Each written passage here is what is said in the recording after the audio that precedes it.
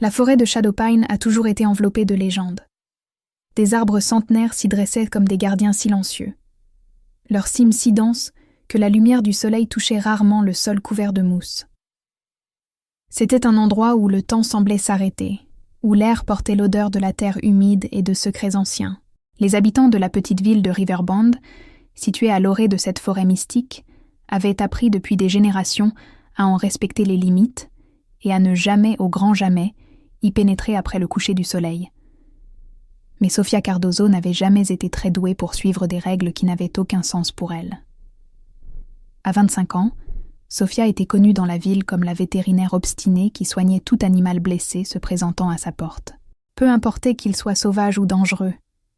Elle avait grandi en écoutant les histoires sur la forêt, sur les loups gigantesques qui l'habitaient, sur le roi Alpha, qui gouvernait ces terres avec une férocité légendaire, et les récits de personnes qui y étaient entrées pour ne jamais en revenir. C'étaient des contes murmurés à propos de créatures qui étaient plus que ce qu'elles semblaient être, marchant entre deux mondes. Sofia avait toujours pensé qu'il ne s'agissait que de légendes exagérées pour empêcher les enfants de se perdre dans les bois. Elle était une femme de science, de faits tangibles. Elle croyait en ce qu'elle pouvait voir, toucher et guérir de ses propres mains. Cet après-midi d'automne-là, le ciel était chargé de lourds nuages, promettant une tempête.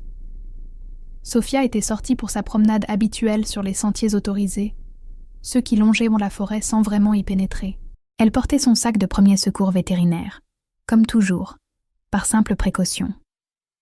Ses cheveux bruns étaient attachés en une queue de cheval pratique et ses yeux verts scannaient l'environnement, avec la curiosité naturelle de celle qui aimait la nature sous toutes ses formes. Le bruit arriva d'abord comme un murmure distant, puis comme un rugissement croissant. Sofia fronça les sourcils. La rivière Blackwater ne devrait pas être aussi haute à cette époque de l'année. Elle s'approcha de la rive, où l'eau coulait habituellement calme et claire, et trouva un torrent furieux, brun de sédiments, charriant branches et débris dans son courant violent. C'est alors qu'elle le vit. Un loup était coincé entre deux rochers au milieu de la rivière, le courant frappant implacablement contre son corps. Mais ce n'était pas un loup ordinaire. Il était massif, plus grand que n'importe quel loup que Sofia avait vu dans les livres ou les documentaires. Son pelage était d'un noir profond, presque bleuté sous la lumière diffuse. Même à distance, elle pouvait voir qu'il était blessé. Du sang teintait l'eau autour de lui, et l'une de ses pattes arrière était coincée dans un angle étrange. L'animal leva la tête, et ses yeux rencontrèrent les siens. Des yeux dorés, brillants, intelligents, d'une manière qui fit frissonner quelque chose en Sofia. Ce n'était pas le regard d'un animal ordinaire. Il y avait là une conscience, une reconnaissance et quelque chose d'autre qu'elle ne parvenait pas à nommer. Le loup ne grogna pas, ne montra pas les crocs. Il la regarda simplement avec ses yeux impossibles, et Sofia sentit qu'il demandait de l'aide. Non pas comme un animal sauvage, mais comme quelqu'un qui comprenait exactement ce qui se passait et savait qu'il était au seuil de la mort. Toutes les mises en garde qu'elle avait entendues tout au long de sa vie résonnèrent dans son esprit. Son grand-père, sur son lit de mort 3 ans auparavant, avait serré sa main avec une force surprenante et chuchoté « Si tu vois le loup noir aux yeux dorés, Sofia, cours, ne regarde pas en arrière, cours simplement. Il n'est pas ce qu'il paraît, aucun d'eux ne l'est. » Mais Sofia ne pouvait pas courir, pas quand elle voyait de la souffrance, pas quand elle avait les connaissances et les outils pour aider. Sa nature fondamentale, ce qui la définissait en tant que personne, ne lui permettait pas de tourner le dos à une créature à l'agonie. Elle laissa son sac sur la rive et entra dans l'eau glacée sans hésiter. Le courant tira immédiatement sur ses jambes, tentant de la déséquilibrer. L'eau était incroyablement froide, volant sa chaleur corporelle en quelques secondes. Sofia s'agrippa au rocher, avançant lentement. Chaque pas était une bataille contre la force de la rivière en furie. Le loup l'observait approcher, son corps tendu, tremblant non seulement de froid, mais possiblement de choc. Lorsque Sofia ne fut plus qu'à quelques mètres, elle put voir l'étendue de ses blessures. Une grosse branche avait perforé son flanc, et sa patte arrière était définitivement cassée, coincée entre 2 pierres submergées. Sophia tendit la main lentement, sa voix basse et apaisante coupant le rugissement de l'eau. Les mots étaient doux, rassurants, le même ton qu'elle utilisait avec tous les animaux effrayés qu'elle traitait. Le loup ne bougea pas. Ses yeux dorés restèrent fixés sur elle, et Sophia eut l'étrange sensation qu'il évaluait non seulement son intention, mais son âme elle-même. Elle toucha son pelage mouillé. Le loup tressaillit, mais n'attaqua pas. Au lieu de cela, une chose impossible se produisit. Il se détendit sous son contact, comme s'il reconnaissait qu'elle était là pour aider. Sophia travailla rapidement, ses mains expertes évaluant les dommages tandis que l'eau glacée engourdissait ses doigts. Elle devait d'abord le libérer des rochers. Sophia plongea sous l'eau, retenant sa respiration pendant que ses mains tâtèrent les pierres qui retenaient la patte du loup. Le courant la poussait, essayant de l'arracher de sa position. Ses poumons brûlaient quand elle émergea enfin, inspirant des bouffées d'air désespérées. Le loup gémit, un son bas et douloureux qui brisa le cœur de Sophia. Elle replongea, et cette fois, réussit à déplacer l'un des rochers suffisamment pour libérer la patte prise au piège. Elle émergea à nouveau et commença immédiatement à évaluer comment sortir cet animal massif de l'eau sans qu'ils ne soient tous deux emportés. Ce qui se passa ensuite défia toute logique. Le loup, malgré ses graves blessures, commença à bouger, non pas de façon aléatoire, mais coordonnée, comme s'il comprenait exactement ce que Sophia essayait de faire. Il la laissa le soutenir, son poids considérable s'appuyant contre elle, tandis qu'ils luttaient ensemble contre le courant. Ce fut une bataille épique. Sophia glissa 2 fois, manquant d'être emportée par les eaux, mais à chaque fois, le loup se positionna d'une manière ou d'une autre pour l'aider à retrouver l'équilibre. C'était impossible. Les animaux blessés ne faisaient pas cela. Les animaux sauvages ne coopéraient pas ainsi, mais c'était pourtant ce qui se passait. Lorsqu'ils atteignirent enfin la rive, ils s'effondrèrent tous deux dans l'herbe, épuisés. Sophia tremblait violemment, ses lèvres bleuies par le froid, mais il n'y avait pas de temps pour récupérer. Le loup perdait du sang rapidement et la branche dans son flanc devait être retirée, sinon il mourrait en quelques minutes. Sophia tira son sac vers elle et l'ouvrit avec des doigts tremblants. Elle avait de l'anesthésique, mais pas assez pour un animal de cette taille. Elle allait devoir travailler vite. Elle regarda dans les yeux du loup, et ce qu'elle y vit lui coupa le souffle. C'était comme s'il savait, comme s'il lui disait de faire ce qui devait être fait, qu'il lui faisait confiance. Avec une respiration profonde et constante, Sophia commença à travailler. Elle retira la branche d'un mouvement rapide et ferme, et le sang jaillit. Ses mains s'activèrent à une vitesse record, nettoyant, suturant, bandant. Le loup resta extraordinairement immobile, seuls ses yeux suivant chacun de ses mouvements, son corps tressaillant occasionnellement de douleur, mais ne tentant jamais de l'attaquer ou de fuir. Lorsque Sophia finit enfin de stabiliser ses blessures principales et d'immobiliser la patte cassée avec une attelle improvisée, le soleil se couchait. La forêt environnante commençait à se remplir d'ombres profondes. Sophia réalisa avec un sursaut de panique qu'il faisait nuit et qu'elle était à l'orée d'une forêt interdite avec un loup géant blessé qui, de plein droit, aurait dû la tuer depuis longtemps. Mais quand elle regarda à nouveau ses yeux dorés, la peur disparut. Elle fut remplacée par quelque chose de plus complexe, une connexion, une reconnaissance, comme si leurs âmes s'étaient entrelacées au moment où elle avait choisi d'entrer dans cette eau pour le sauver. Le loup tenta de se lever, mais ses jambes cédèrent. Il était trop lourd pour que Sophia le porte, et la ville était à des kilomètres. La seule option était sa cabane de terrain, une petite structure qu'elle utilisait lorsqu'elle avait besoin de rester près de la forêt pour observer la faune. Elle se trouvait à seulement 15 minutes de marche de là. Sophia fit alors quelque chose que son esprit rationnel qualifiait de folie. Elle s'agenouilla à côté du loup et lui parla comme s'il pouvait comprendre chaque mot. Elle lui expliqua qu'elle devait aller chercher de l'aide, qu'elle reviendrait avec de quoi le transporter, qu'elle ne l'abandonnerait pas là, blessé et vulnérable. Et chose encore plus impossible, le loup sembla comprendre. Il posa sa tête sur le sol et ferma les yeux comme s'il acceptait d'attendre. Sophia courut comme jamais auparavant.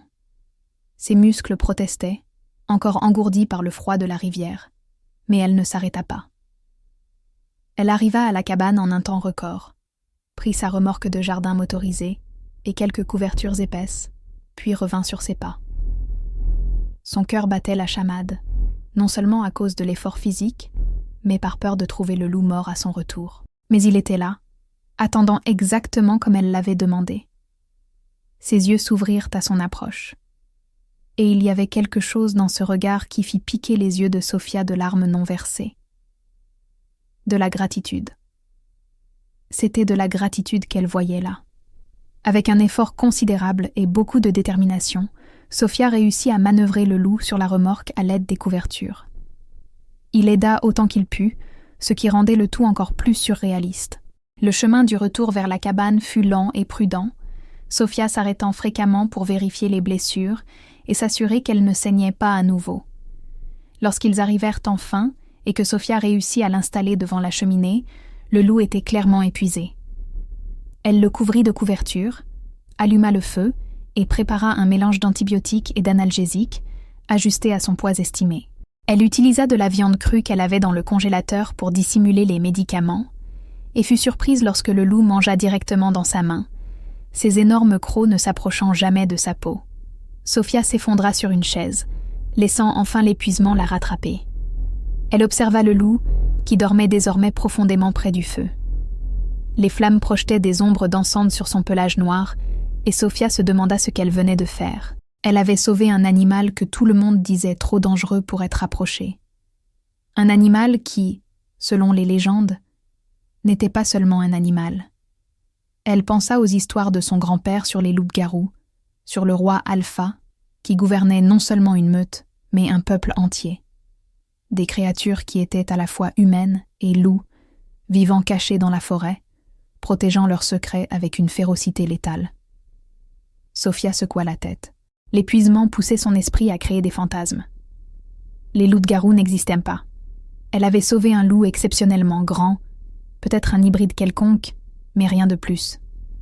Pourtant, lorsqu'elle permit enfin à ses yeux de se fermer, s'endormant sur la chaise car elle ne lui faisait pas assez confiance pour le laisser seul, ses rêves furent peuplés d'yeux dorés et d'une voix profonde qui chuchotait son nom dans l'obscurité. Sophia se réveilla au bruit d'un mouvement. Ses yeux s'ouvrirent lentement, son cou endolori par la position étrange dans laquelle elle avait dormi. La lumière de l'aube filtrait à travers les fenêtres de la cabane, baignant tout de tons dorés et doux.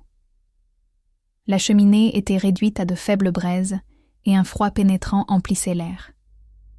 Mais ce n'était pas le froid qui figea complètement Sophia, faisant bondir son cœur dans sa gorge. Le loup avait disparu. À sa place, allongé dans les couvertures ensanglantées qu'elle avait utilisées pour couvrir l'animal blessé, se trouvait un homme. Sophia se leva si rapidement que sa vision s'obscurcit un instant. Elle chancela, s'agrippant au bras de la chaise pour se stabiliser, ses yeux fixés sur la silhouette impossible devant elle. Il était grand, c'était évident même allongé. Son corps n'était que musculature définie, chaque ligne sculptée comme par un artiste obsédé par la perfection. Sa peau avait un ton naturellement bronzé, marqué par d'anciennes cicatrices racontant des histoires de batailles survécues.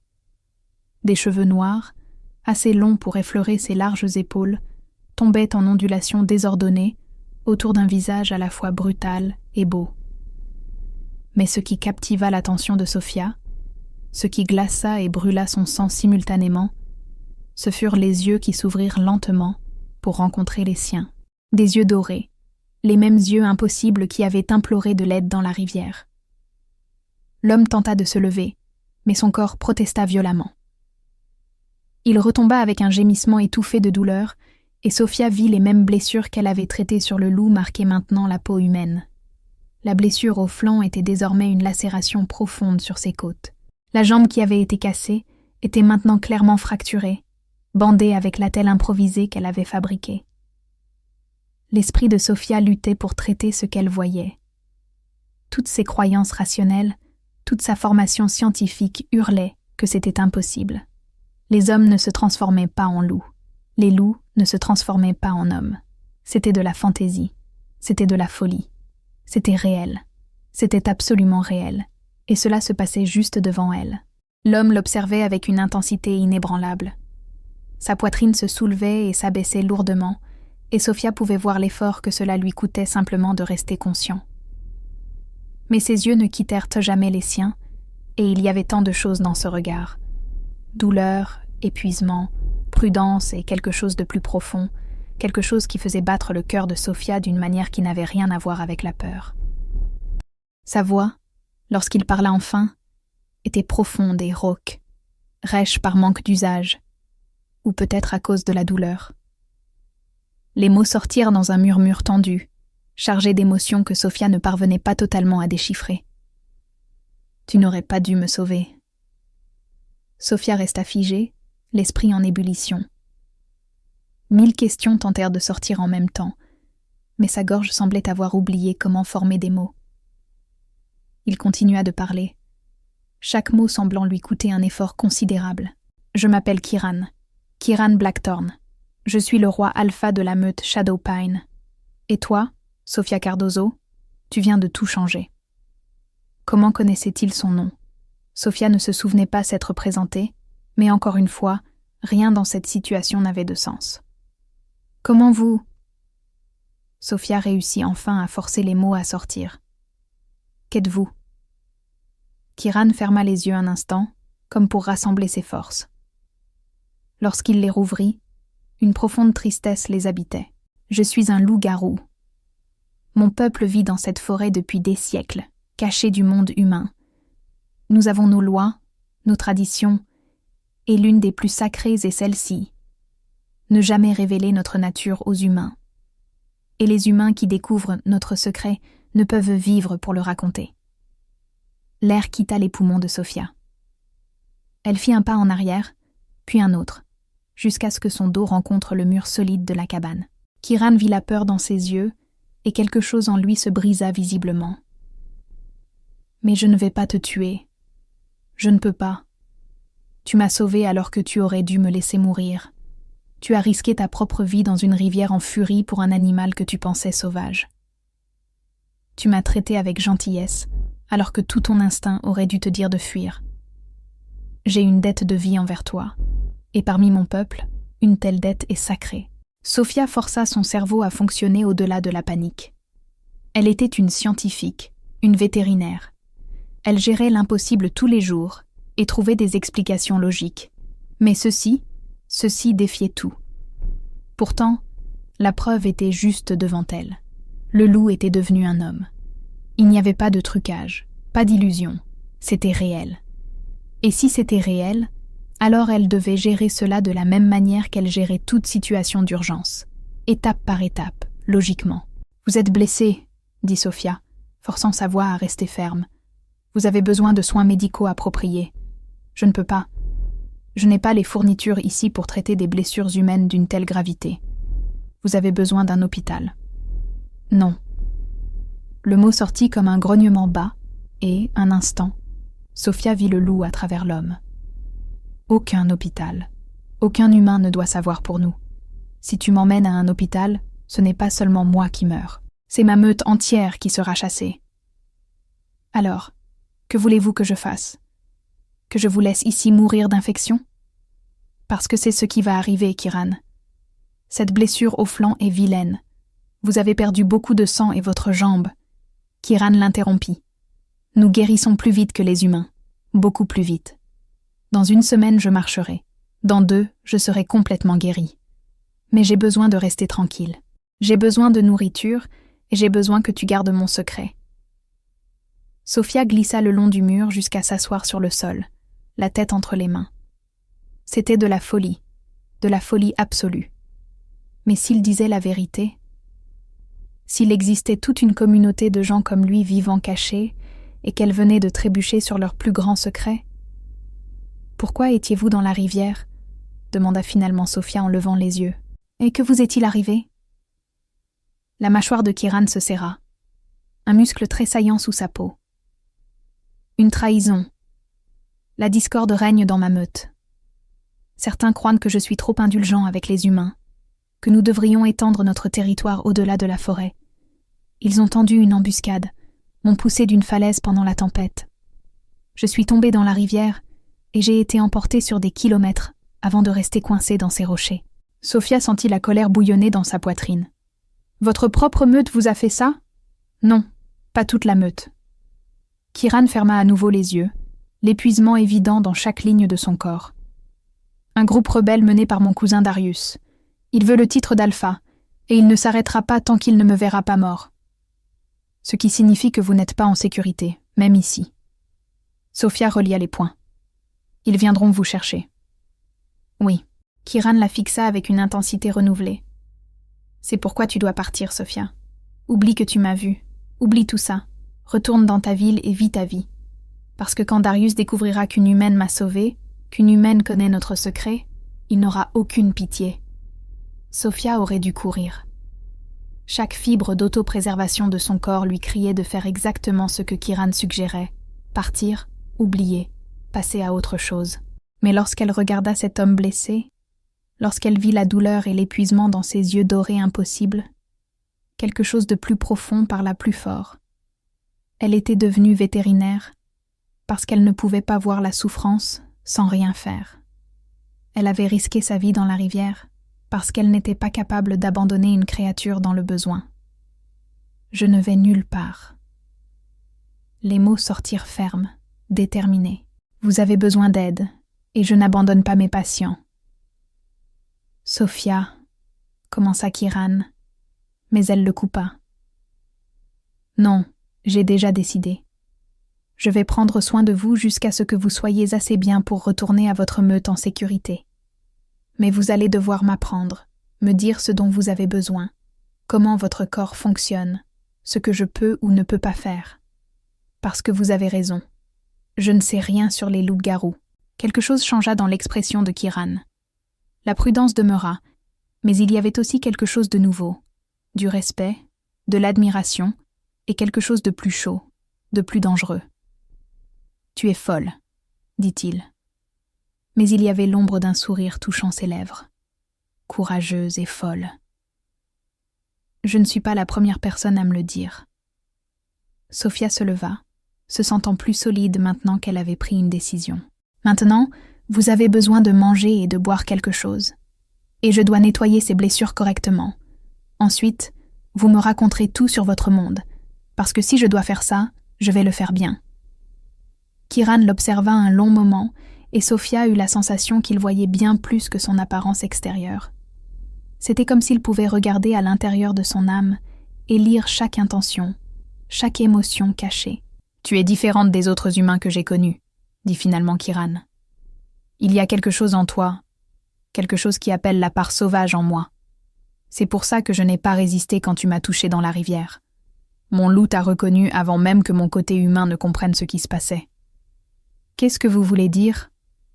Kiran hésita, comme si les mots suivants étaient difficiles à prononcer. « Entre loups-garous, il y a quelque chose que nous appelons le lien de compagne. C'est rare, sacré. Quand nous rencontrons notre véritable âme sœur, nos âmes se reconnaissent instantanément. C'est inévitable, impossible à ignorer ou à nier. » Le cœur de Sophia fit un bond. « Vous êtes en train de dire que je suis... » « Je ne sais pas encore, » admit Kiran, mais sa voix était chargée de quelque chose de profond et d'ancien. « Mais il y a quelque chose entre nous, quelque chose qui s'est éveillé au moment où nos yeux se sont rencontrés. Et si c'est ce que je pense, alors nous sommes tous les deux bien plus en danger que tu ne l'imagines. » Les jours qui suivirent furent les plus étranges de la vie de Sophia. Elle partageait son temps entre la cabane et la ville, inventant des excuses élaborées pour son absence prolongée du travail. Heureusement, elle avait une associée à la clinique vétérinaire qui couvrait ses responsabilités sans poser trop de questions. À la cabane, Sophia s'occupait de Kiran avec un dévouement qui la surprenait elle-même. Elle nettoyait ses blessures 2 fois par jour, changeait ses pansements, préparait des repas riches en protéines pour aider à sa récupération. Et à son grand étonnement, Kiran avait raison sur sa guérison accélérée. Des blessures qui auraient dû prendre des semaines pour commencer à se refermer allaient visiblement mieux en quelques jours seulement. Mais plus que de simplement soigner ses blessures physiques, Sophia se trouva de plus en plus fascinée par l'homme derrière la bête. Kiran racontait des histoires sur son monde, sur la meute, sur les traditions et les lois qui gouvernaient le peuple loup-garou. Il parlait des courses sous la pleine lune, de la sensation de liberté absolue sous forme de loup, de la connexion profonde avec la nature que les humains ordinaires ne pourraient jamais vraiment comprendre. Et Sophia écoutait, absorbant chaque mot, chaque détail. Elle posait des questions, remettait en cause des concepts, connectait ses connaissances à sa propre compréhension scientifique. Ils débattaient, riaient, parfois étaient en désaccord passionné sur la philosophie et la moralité. Lentement, une connexion se formait entre eux. Quelque chose qui allait au-delà de la gratitude d'un patient envers sa soigneuse. Quelque chose de plus profond, de plus primaire. Kiran commença à bouger plus librement au 4e jour. Sa jambe était encore faible, mais il parvenait à se tenir debout, à marcher dans la petite cabane, à aider Sophia avec des tâches basiques. Et Sophia essayait très fort de ne pas remarquer la façon dont son corps bougeait, avec une grâce prédatrice, comment ses muscles jouaient sous sa peau lorsqu'il s'étirait, comment ses yeux dorés la suivaient partout où elle allait, avec une intensité qui faisait chauffer son sang. Elle ne devrait pas ressentir d'attirance. C'était de la folie. Il n'était pas humain, pas complètement. Mais le cœur se moquait de la logique, et Sophia se surprenait à penser à lui constamment. La façon dont ses lèvres se courbaient quand quelque chose l'amusait, la profondeur de sa voix quand il parlait de sa meute avec un amour évident, la douceur surprenante de ses mains quand il effleurait accidentellement son bras. Kiran changeait aussi. Sophia pouvait le voir dans la façon dont il la regardait, comment son corps se tendait quand elle était proche, comment sa respiration devenait plus lourde lorsque ses mains touchaient sa peau pendant les soins. Il y avait du désir là, nu et impossible à cacher, mais il y avait aussi quelque chose de plus profond, de la révérence, de la protection, quelque chose qui frisait l'adoration. La 6e nuit, tout changea. Sophia venait de rentrer de la ville avec des provisions fraîches. Elle trouva Kiran debout près de la fenêtre, regardant la forêt sombre. Il était torse nu, portant seulement le pantalon large qu'elle avait emprunté à la collection de vieux vêtements de son père. La lumière de la lune baignait son corps, soulignant chaque cicatrice, chaque contour de muscle. « Il me cherche », dit Kiran sans se retourner. « Je peux les sentir dans la forêt. Darius est en chasse. Vous n'êtes pas assez fort pour les affronter. » Sophia posa les sacs au sol et alla vers lui. « Vous avez besoin de plus de temps. » »« Je n'ai plus de temps. » Kiran se tourna enfin pour lui faire face, et Sophia vit une peur authentique dans ses yeux pour la première fois. « Si Darius trouve cette cabane, s'il te découvre, Sophia, il te tuera, sans hésitation, et je ne peux pas laisser cela arriver. » « Alors, que faisons-nous » Kiran fit un pas vers elle, puis un autre, jusqu'à être assez proche pour que Sophia sente la chaleur irradiante de son corps. « Je dois retourner à la meute, affronter Darius, revendiquer ma place d'alpha avant qu'il ne convainque les autres que je suis mort ou trop faible pour diriger. Et moi ? Toi, tu restes ici. » Kiran leva la main, hésita, puis toucha doucement son visage. « Tu restes en sécurité et tu m'oublies. » Sophia couvrit la main de Kiran avec la sienne, la maintenant contre son visage. Trop tard pour ça. La tension entre eux devint presque insupportable. Kiran regarda ses lèvres, puis de nouveau ses yeux. Et Sophia vit la bataille se dérouler en lui. Désir contre devoir, instinct contre raison. « Tu le sens, n'est-ce pas ?» chuchota Sophia. « Ce lien que tu as mentionné... » « Je le sens entre nous chaque jour, » admit Kiran, sa voix rauque. « À chaque instant que je passe près de toi, il devient plus fort. Mon loup est désespéré de te réclamer, de te marquer comme mienne. Mais tu mérites mieux que ça. Tu mérites une vie normale avec un homme normal. Pas un monstre à demi sauvage qui vit dans une forêt et a des ennemis qui n'hésiteraient pas à détruire tout ce que je touche. Vous n'êtes pas un monstre. » Sophia se pencha plus près. « Vous êtes la personne la plus honorable que j'ai jamais rencontrée. Et je ne veux pas du normal. Je veux vous. » La retenue de Kiran se brisa. Il la tira dans ses bras, ses lèvres trouvant les siennes dans un baiser qui était à la fois désespéré et doux. Sophia fondit contre lui, ses mains glissant sur les muscles de son dos, le sentant trembler sous son toucher. Le baiser s'approfondit, devint plus urgent. Kiran la souleva sans effort, ses jambes enveloppant sa taille, et il la porta jusqu'au canapé.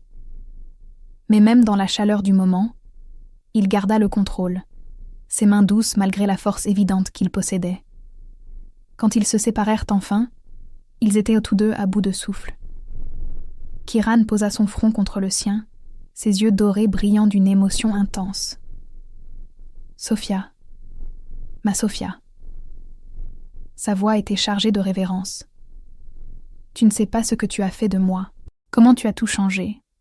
Alors montrez-moi, » chuchota Sophia. « Montrez-moi votre monde, tout entier. » Kiran l'embrassa à nouveau, plus doucement cette fois. « Je le ferai, je le promets.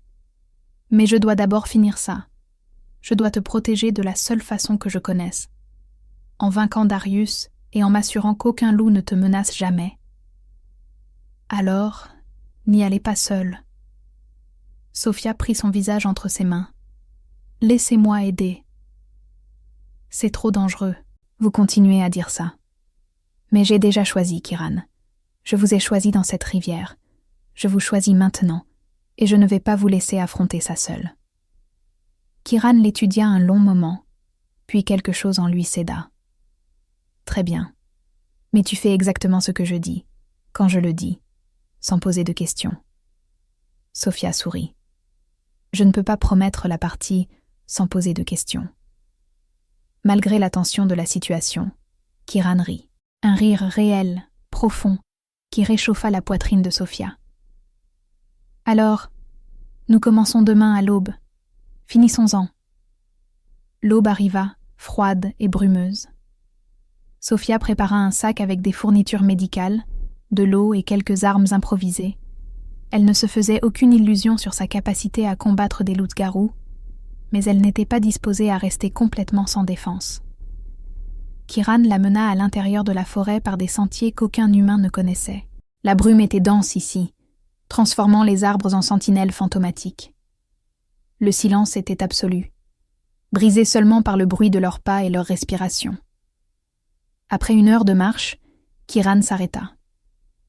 Ils étaient arrivés dans une grande clairière, entourée d'arbres anciens, dont les troncs étaient des si épais que 3 personnes ne pourraient pas les embrasser complètement. Au centre de la clairière se trouvait une pierre massive, gravée de symboles anciens, que Sophia ne reconnaissait pas. « C'est le cœur de notre territoire », expliqua Kiran à voix basse, « où l'alpha convoque la meute, où les défis sont lancés et résolus. » Comme si ces paroles avaient été un signal, des loups commencèrent à émerger de la brume. Ce n'étaient pas des loups ordinaires. Tous étaient massifs, chacun de la taille de Kiran lui-même sous sa forme animale. Leur pelage variait du gris argenté au brun profond, du blanc pur au noir comme le charbon. Et puis, vint Darius. Il était énorme, même sous forme humaine. Ses muscles ondulaient sous sa peau bronzée et ses yeux étaient d'un ambre froid et calculateur. Ses cheveux blonds étaient attachés en arrière, révélant un visage qui aurait été beau s'il n'y avait eu cette cruauté évidente dans chaque trait.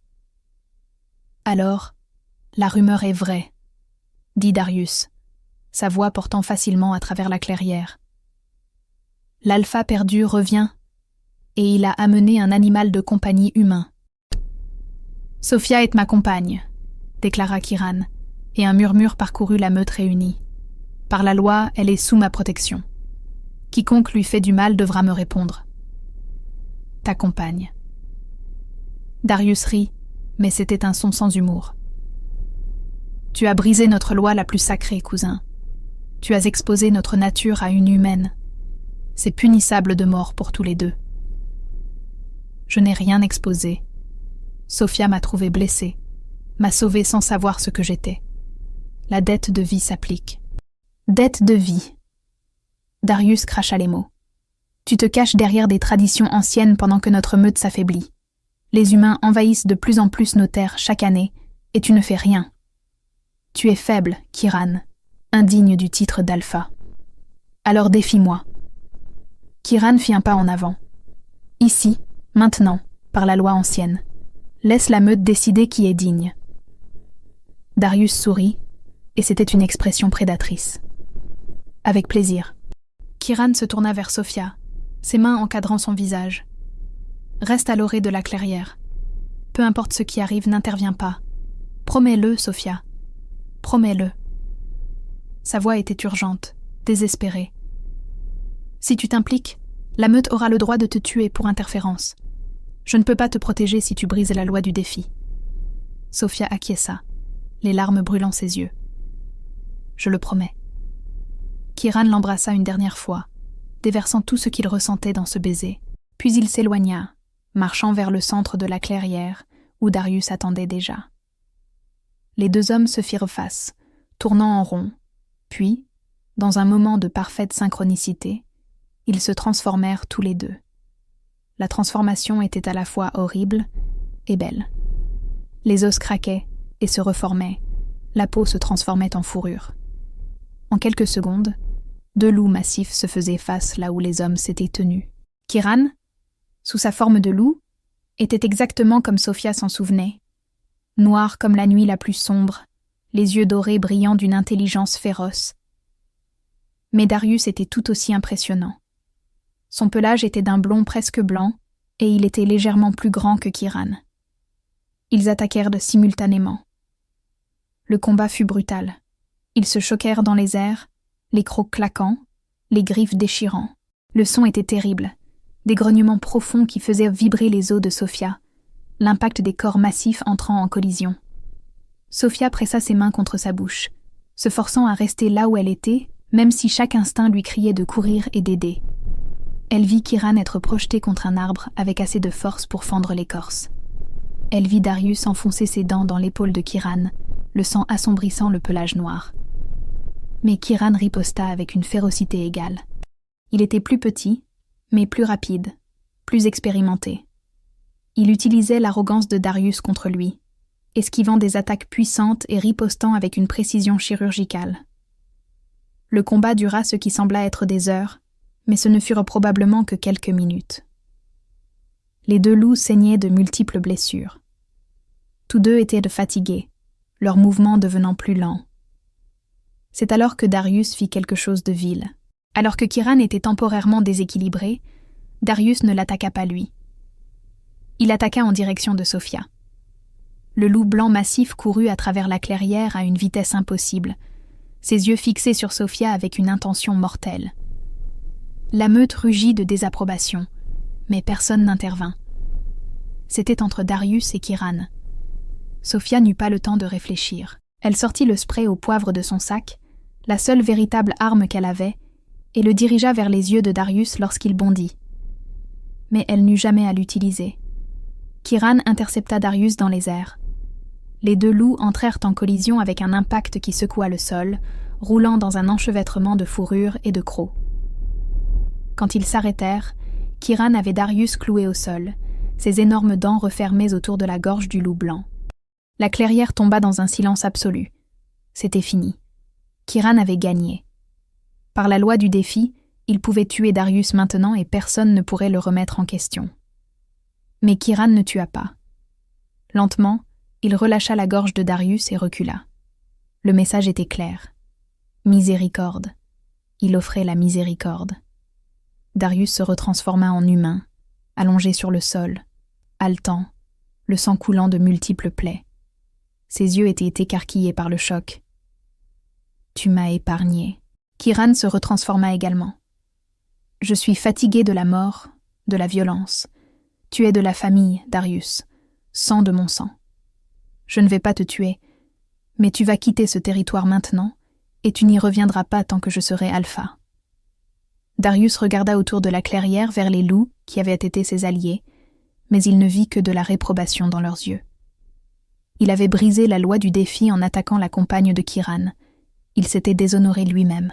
Lentement, douloureusement, Darius se leva.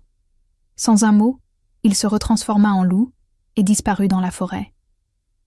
Plusieurs autres loups le suivirent, ceux qui lui avaient été loyaux, mais la majorité resta. Et un par un, ils s'approchèrent de Kiran et inclinèrent la tête en signe de soumission, reconnaissant leur alpha. Un loup en particulier, une femelle au pelage gris argenté et aux yeux doux, s'approcha de Sophia. Elle était plus petite que les autres, mais il y avait de la dignité dans sa façon de bouger. Elle renifla Sophia soigneusement. Puis, à la stupéfaction absolue de Sophia, la louve lui lécha la main. Kiran rit. Un rire épuisé, mais authentique.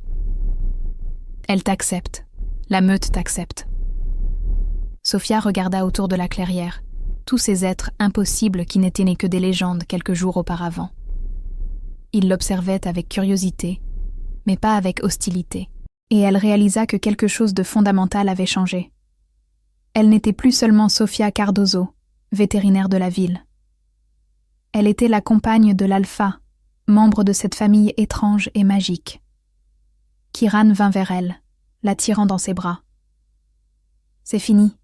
Tu es en sécurité maintenant. »« Nous sommes en sécurité, » corrigea Sophia en l'étreignant en retour. Ensemble, 3 mois plus tard, Sophia se trouva debout à l'orée de la forêt à l'aube, regardant le soleil se lever sur Shadowpine. Mais cette fois, elle n'était pas seule. Kiran était à ses côtés, ses doigts entrelacés aux siens. Il était complètement guéri maintenant, plus fort que jamais. Et autour d'eux, la meute se reposait sous diverses formes. Certains humains, certains loups, tous en paix. Sophia avait fait des choix qui avaient changé sa vie pour toujours. Elle maintenait toujours sa clinique en ville, mais passait désormais la moitié de son temps dans la forêt, apprenant les voies de la meute, étudiant la biologie unique des loups-garous, offrant ses services médicaux à un peuple qui avait vécu caché pendant si longtemps. Et elle avait appris des choses sur elle-même aussi. Sous la tutelle de Kiran et des anciens de la meute, elle avait découvert qu'elle avait une affinité naturelle avec la magie, particulièrement la guérison. C'était rare chez les humains, lui avait-il expliqué, mais pas inédit. C'était une partie de la raison pour laquelle le lien entre elle et Kiran était si fort. « Tu es sûr de ça ?» demanda doucement Kiran, ses yeux dorés étudiant son visage. « Une fois que nous aurons fait ça, il n'y aura pas de retour en arrière. Tu feras partie de la meute dans tous les sens du terme, liée à moi, à cet endroit, pour toujours. » Sophia regarda l'homme qui avait commencé comme un loup blessé dans la rivière, l'homme qui était devenu son tout. Elle pensa au voyage qui les avait amenés ici, à toutes les choses impossibles devenues réalité. « Je n'ai jamais été plus sûre, » dit-elle, et c'était la vérité absolue. Kiran sourit, ce sourire rare et magnifique qui n'était que pour elle.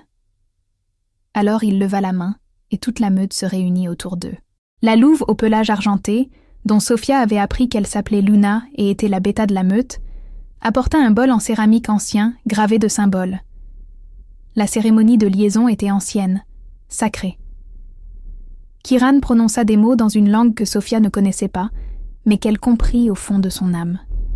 Il entailla sa propre paume, puis la sienne, et les pressa l'une contre l'autre tandis que leur sang se mélangeait.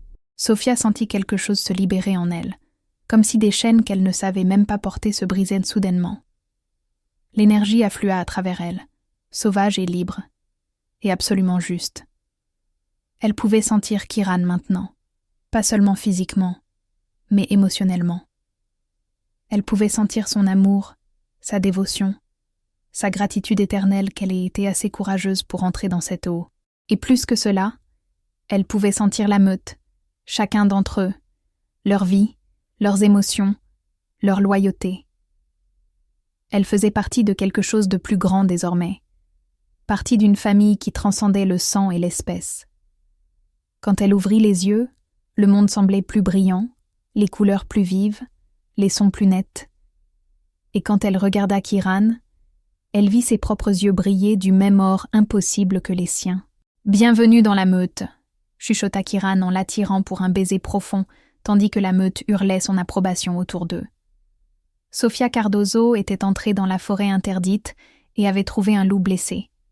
Elle avait brisé toutes les règles, défié tous les avertissements et, ce faisant, avait trouvé son véritable foyer. Non pas dans le monde humain qu'elle connaissait, mais ici, parmi les arbres anciens et les loups qui couraient sous la lune, aux côtés d'un roi alpha qui l'aimait avec la férocité d'une bête et la tendresse d'un homme, dans une famille qu'elle avait choisie et qu'il avait choisie en retour. Et quand la lune se leva cette nuit-là, Sophia courut à travers la forêt pour la première fois sur 4 pattes, son pelage noir reflétant celui de son compagnon, sentant la joie pure et sauvage d'être véritablement libre. Kiran courut à ses côtés, leurs hurlements se mélangeant en un chant d'amour et d'appartenance. Il l'avait averti de ne pas toucher le loup, mais Sophia l'avait sauvé quand même. Et en faisant cela, elle s'était sauvée elle-même, avait trouvé non seulement un amour improbable, mais un destin qui l'attendait depuis toujours. Dans les ombres de la forêt de Shadowpine, où les légendes marchaient sur la terre et la magie coulait dans des veines anciennes, une nouvelle histoire avait commencé. L'histoire d'une femme assez courageuse pour faire confiance à son cœur et d'un roi qui avait trouvé sa reine en la personne la moins attendue. Et ils vécurent non pas heureux pour toujours au sens des contes de fées, mais heureux au sens le plus réel, avec des défis, des aventures, et un amour qui devenait plus profond à chaque lune qui passait. Ensemble pour toujours, complet,